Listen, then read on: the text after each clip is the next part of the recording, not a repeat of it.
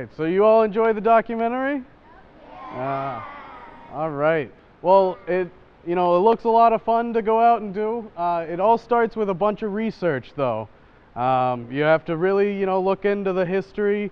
And one of the ways I started that was, if you noticed, Pat White was there. I'm sure you guys are familiar with Pat. You guys have met Pat White. She wrote the History of Raynham. So it's a great book to start on, to look into, the history of the town.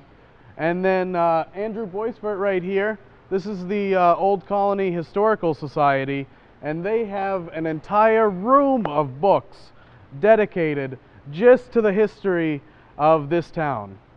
And as you can see, they have all of Toby Gilmore's stuff. They have his cannon right down there. They have his uniform and his hat and his canteen and a bunch of other things there as well. From the Leonard family, from King Philip's War. You'll see a lot of stuff there that represents the history of this town. Do you guys have any questions about anything? Yes? Oh.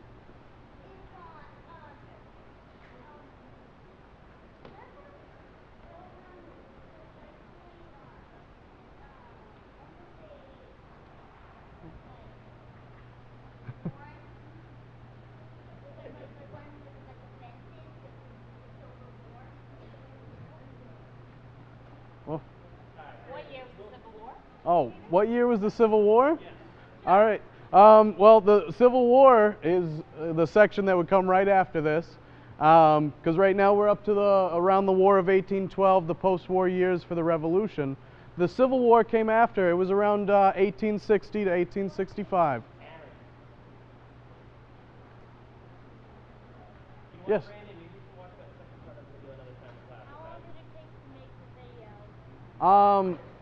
In order to make all 4 hours of this documentary, it took me around 6 months, from researching and interviewing and trying to track down all these people. I actually went down and tracked down the Wampanoag Indians, Native Americans, and we did a nice interview with the chief of the tribe and actually got their point of view of the whole King Philip War. So, it's a lot of work trying to track everyone down, really. Yes? How many episodes I made 4 episodes. I figured it was 4 hours, so it made it nice and easy to cut it into 4 sections. Yes? What's that? This was made in last summer, I believe. It was finished for last summer, actually, so. Yes?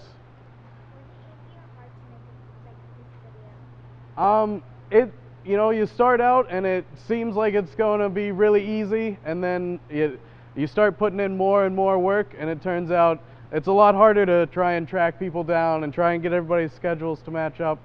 But, looking back on the whole thing, it was a lot of work, but it was well worth it, and I feel like it came out really well so that everybody can, now learn a little bit more about the town. And it's a little bit easier than just picking up a book sometimes, because there's, so much more information. Yes?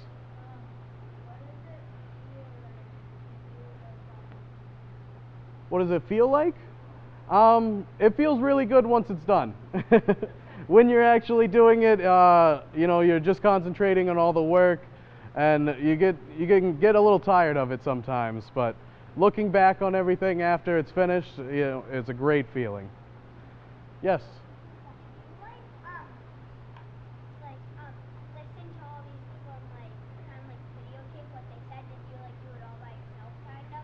Or? Yes, I actually I did do this all by myself, unfortunately. But I actually wrote down every word people said, and then I was able to go back and take their written statements and edit the video to make more sense that way. It's a lot of work to write down every word somebody says, but it makes the job afterwards so much easier. Yes?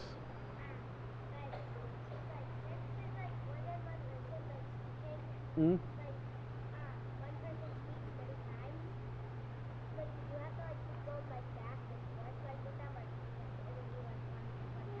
Yes, you do have to keep going back and forth between the two speakers, especially because if you notice, they're not always telling the exact same story about a person, especially if you paid attention to the Toby Gilmore section, because there's a lot of rumors and stories surrounding him that may not necessarily be true. So trying to dig down and find that, little nugget of truth in there is a little bit harder than it looks. And so that's why we tried to show you all the stories, so that we're not saying they're not true. They're great stories and they really represent who Toby Gilmore was overall, but we're also trying to show you what is actually true after digging through all these people. Yes? Yes, I actually went and interviewed all these people. I tracked down Don McKinnon, and I actually interviewed all the town officials here in town, from the town accountant up to the town manager. Tried not to miss anyone. Yes? How did you track down people to Oh, that's a good question. Some of the people, like town officials, were pretty easy. They're all down at town hall most of the time, so they're pretty easy to find. But some of the people, like the Native Americans, the Native American Chief Black Eagle, he was a little bit harder to track down. But I actually got in touch with him through a tribe historian who had actually recently been in contact with him. They have a reservation down in Fall River, actually, where you can go down and talk with them. It's a much smaller tribe now than it used to be, but they are still there, and they love talking to people and discussing their history and how they came to be. Yes? What's that? I interviewed around 20 to 30 people for this documentary. Unfortunately, not all of them made it into the documentary. I tried to do the best I could, but even with 4 hours to fill, 30 people's quite a bit to try and fit in there. Yes? how long did it take you To track down one person? Well, I would say the longest was trying to track down Chief Black Eagle. I spent about a month and a half trying to get in touch with him. He was either traveling, doing presentations elsewhere, because as you can imagine, the Wampanoags are a very famous tribe, so a lot of people wanted to talk to him as well. So it was really tough to set up the interview as well once I did finally track him down. Yes? What's that? Can you speak up?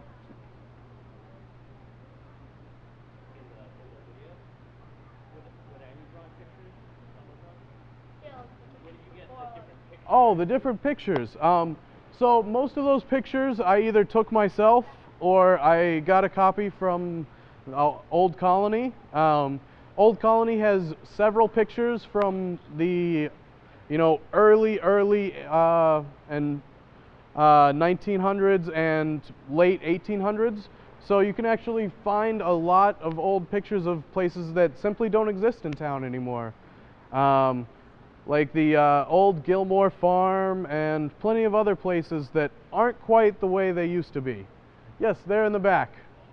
Yes?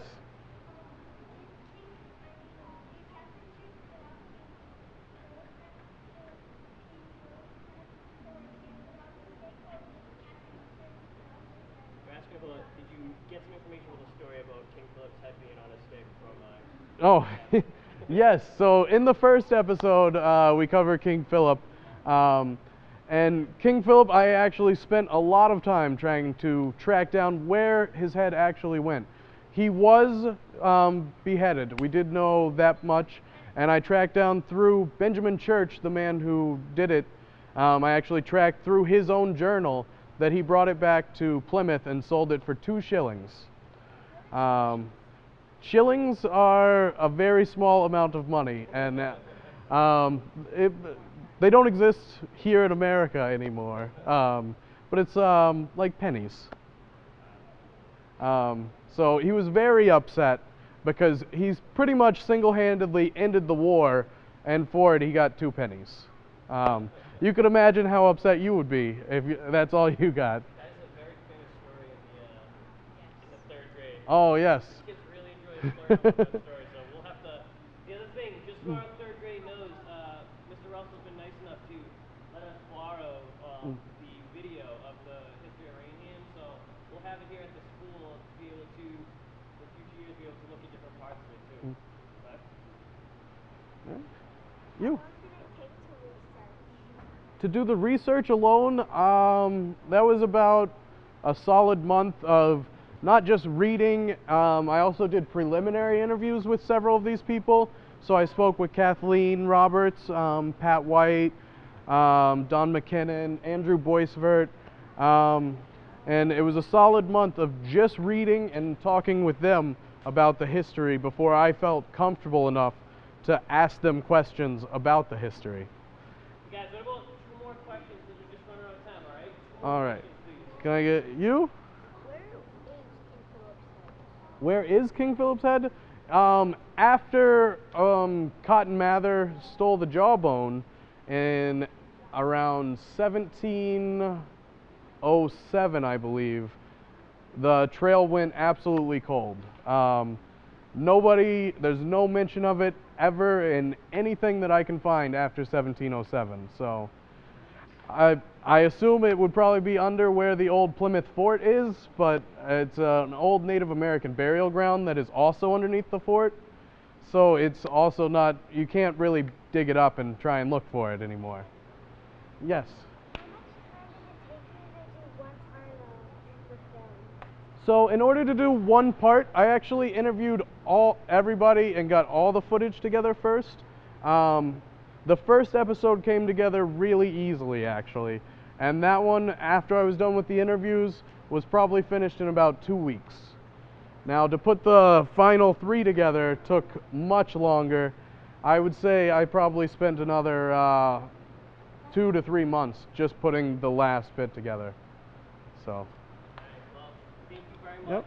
Oh, thank you for having me. Now, boys and girls, yes, let's give a round of applause for Mr. Russell. And just so you know, too, in the third grade, we're going to be doing more research projects, just like Mr. Russell's explaining about. Maybe animals, maybe Revolutionary War. In third grade, we're going to do some more research up until the end of the year. So maybe some of the things he talked about, researching, taking notes, digging for information, talking to people, are different things that we can use when we start doing our research reports at the end of the year. Let's give one more round of applause for Mr. Russell. Thank you very much. Hey, no problem. Thank you.